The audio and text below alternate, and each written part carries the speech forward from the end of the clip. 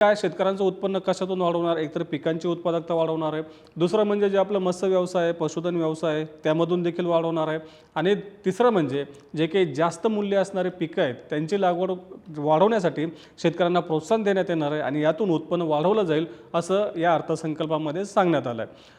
आता आपल्याला ऐकताना खूप छान वाटतं की नेमकं पशुधन, मत्स्य व्यवसाय, त्यानंतर जे काही जास्त मूल्य असणारे पिकं आहेत यांना सरकार प्रोत्साहन देत आहे। पण खरंच या पिकांसाठी किंवा या क्षेत्रासाठी सरकारनं जे काही निधीची तरतूद केली आहे, जो काही पैसा दिला आहे तो पुरेसा आहे का ते देखील पाहणं महत्त्वाचं आहे। त्यातही सरकारनं जे जास्त मूल्य असणारे पिकांच्या उत्पादनासाठी जी काही योजना आणली आहे किंवा जी काही तरतूद केली आहे ती अत्यंत कमी आहे। आता सरकार रोजगार निर्मिती करण्यासाठी आणि तसंच उत्पन्न वाढवण्यासाठी नारळ, काजू, कोको, तसंच आगर शेती, बदाम, अक्रोड, त्यानंतर पाईन नट यासारख्या पिकांच्या लागवडीसाठी आणि उत्पादनासाठी शेतकऱ्यांना प्रोत्साहन देणार आहे। आता ही पिकं प्रामुख्यानं जे काही किनारी पट्टा आहे त्या पट्ट्यात घेतली जातात, म्हणजे सागरी किनारा पट्ट्यामध्ये घेतली जातात।